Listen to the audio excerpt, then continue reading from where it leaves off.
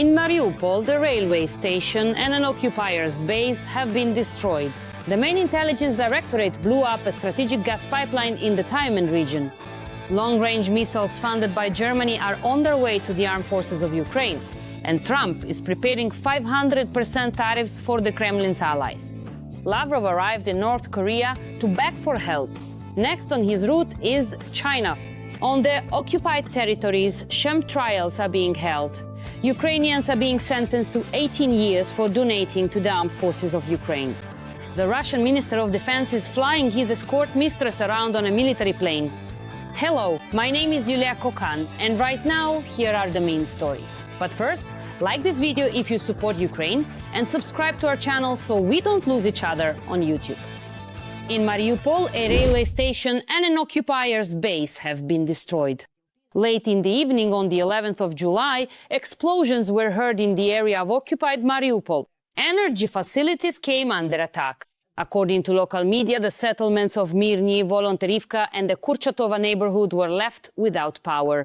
The head of the Center for the Study of Occupation, Petro Andrushchenko, wrote that the strike hit the railway station and near the Kalchik River, the occupier's base was targeted.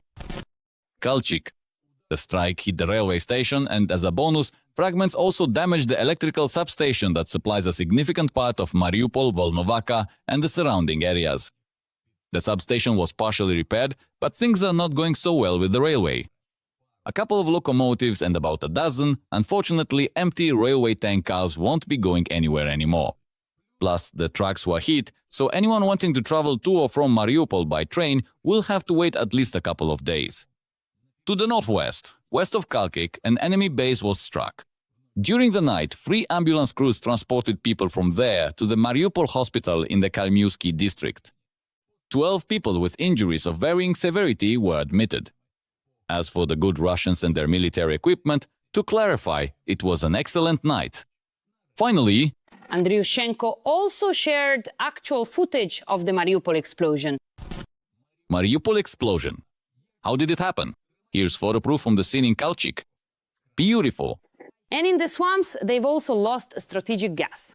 In the Tyumen region, a main gas pipeline exploded, which supplied enterprises of the Russian military-industrial complex. The pipeline was pumping fuel to factories in Chelyabinsk, Orenburg and Sverdlovsk. Flames reaching the sky, hundreds of millions of cubic meters up in the air. Sources in the main intelligence directorate informed Obozua about the special operation carried out on the 10th of July. As a source from the main intelligence directorate explained, restoration and testing work on the pipeline will take about a month, since the damaged pipes are located in a swampy area, which will complicate the work of repair crews and lead to a reduction in gas supply volume during this period to 25 million cubic meters. This, in turn, will cause indirect material losses of nearly $76 million. And in Orsk, there was another explosion. A factory that produced artillery shell casings and components for multiple rocket launchers caught fire. This was reported by the Russian outlet Astra. Astra geolocated the photos and videos that were published by local public pages. The fire occurred on the territory of the JSC mechanical plant at 4 Prospect Mira. According to the company's official brochure, the enterprise produces more than 50% of certain caliber artillery shell casings manufactured in Russia. In addition, the plant manufactures components for multiple rocket launch systems. At the same time, the local authorities in Orsk decided to remain silent about the incident at the mechanical plant. They stated that solvent and paint caught fire inside the painting and finishing workshop at one of the enterprises.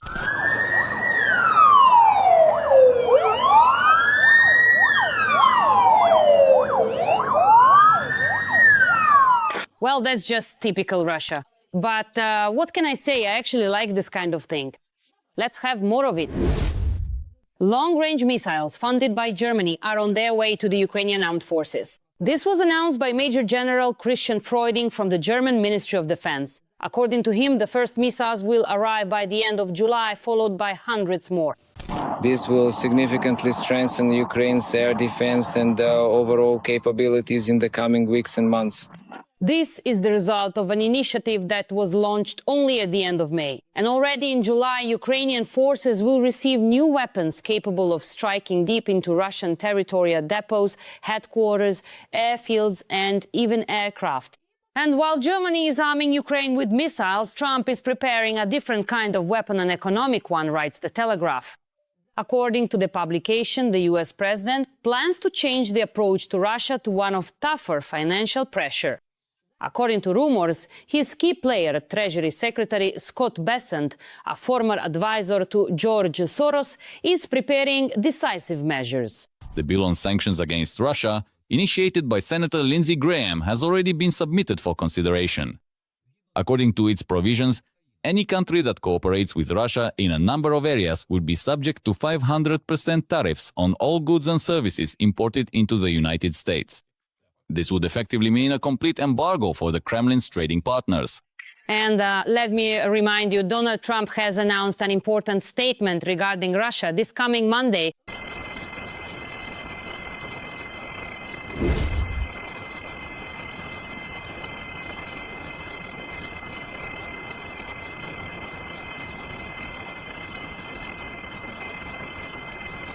And he's passing on greetings to Kim Jong-un from his boss, Putin. The president sends you his warmest greetings, reaffirms his commitment to all the agreements that have been reached, and is very much looking forward to continuing direct contacts with you in the very near future. As Reuters reports, the visit is taking place against the backdrop of a radical renewal of the strategic partnership between Russia and North Korea, now under a mutual defense pact. Most likely, Lavrov will be begging for weapons, ammunition, and even more soldiers. South Korea has already stated that North Korea may be preparing to send additional troops to the war against Ukraine in July or August. According to intelligence reports, the previous batch consisted of more than 10,000 soldiers. Next, Lavrov is heading to China. There, at the Shanghai Cooperation Organization meeting, he'll probably also have a list of demands from the Kremlin. So, as we can see, evil is joining forces and doing so systematically and without pause. Every voice matters. Join our community, support independent journalism and help us bring you the truth from Ukraine. Become a member of Ukraine today. Join us now.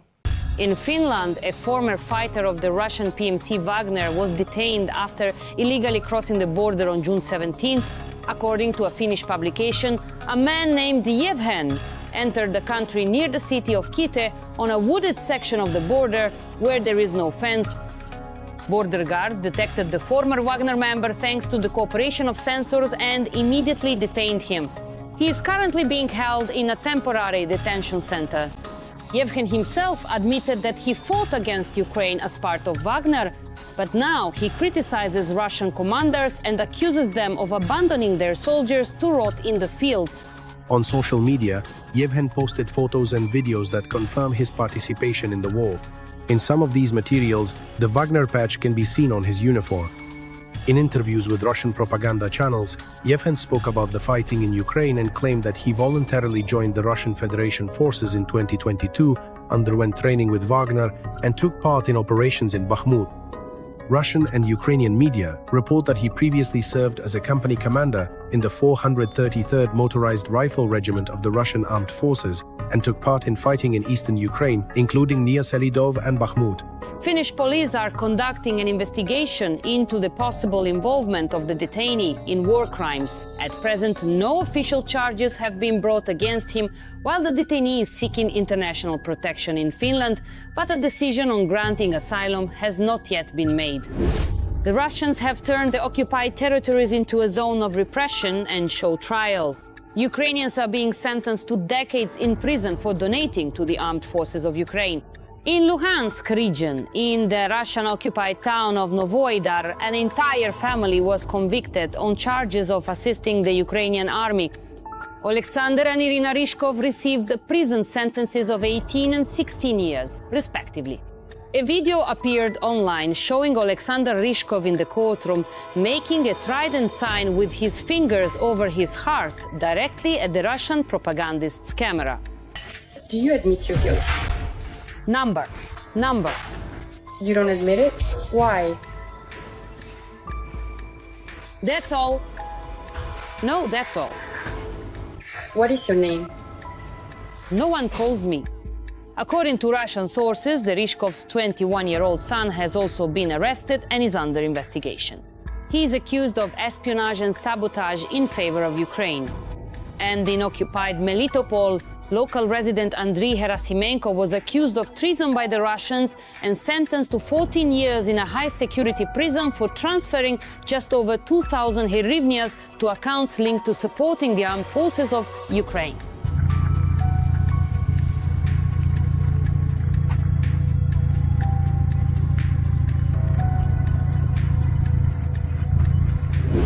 And while our people are being thrown in jail for donating to their own army over in the swamps, Russian Defense Minister Belousov is flying his mistress around on a military plane.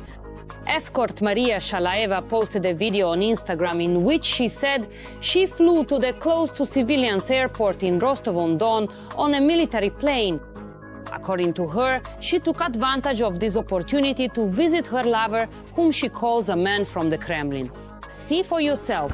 Who says planes don't fly to Rostov? They do fly, just not all of them and not for everyone. So I flew to Rostov again somehow, I just can't stay away. Our KGB grooms really aren't trustworthy at all. But a man from the Kremlin, that's 200% reliability. On social media, Shalaeva flaunts her luxury lifestyle, plastic surgeries, and various privileges. All of this is provided for her by her Masik. Most likely, this Masik is Russia's new Minister of Defense, Belousov. This is reported by Nexta. Russian escort Maria Shalaeva revealed that she flew to Rostov's closed airport on a plane with her lover. But judging by the video she posted, the plane wasn't a civilian one but a military aircraft, and Rostov's airport hasn't accepted civilian flights for 3 years. And her lover isn't a pilot but the Russian Minister of Defense, Belousov. The girl is very active on social media where she boasts about her glamorous lifestyle, plastic surgeries, and various perks that her Masik, also known as Mr. X, also known as the Kremlin man, provides for this Insta-diva. In private posts, Shalaeva hints that this is none other than Belousov himself, the new Russian Minister of Defense. The media reports that after the video was published, a real scandal broke out in Russia. After the story appeared in the media, she urgently deleted the video and the post and restricted access to her account. But as they say, the internet never forgets. Andrei Olszewski, a member of the State Duma Security Committee, called on law enforcement agencies to conduct an investigation and provide their legal assessment. The internet remembers everything, even if you try to delete it.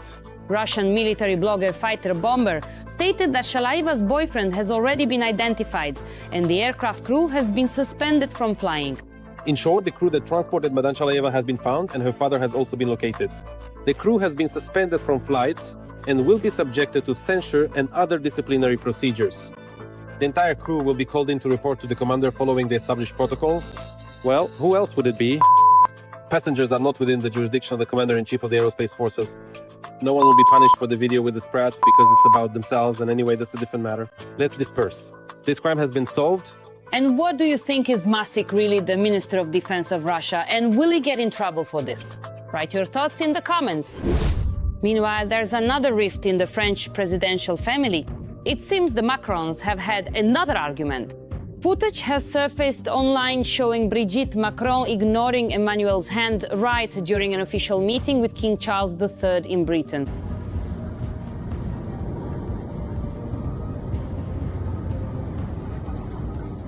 Have you seen these videos?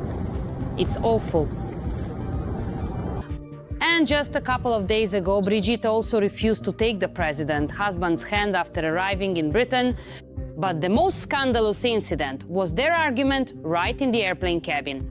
Do you remember how, during the official visit of the Macrons to Vietnam, journalists caught on camera the moment when the wife of the French president slapped him and pushed him away? Well, what can I say? They don't seem like a French couple at all, more like 100% Italian.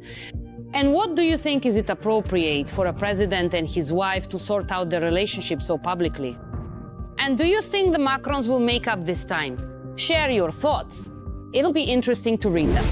Give this video a like to support what we do, and be sure to subscribe to our channel Ukraine Today so you don't miss our next episodes. See you soon.